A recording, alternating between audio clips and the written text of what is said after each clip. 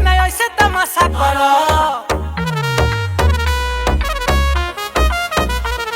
अखिया में काजल कहके तू पागल करेलू, बतावा केकरा खातिर तू जागल करेलू।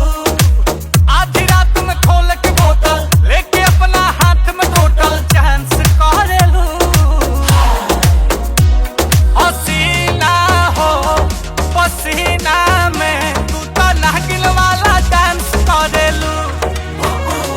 हसीना हो पसीना में तू तो नागिन वाला डांस करेलू।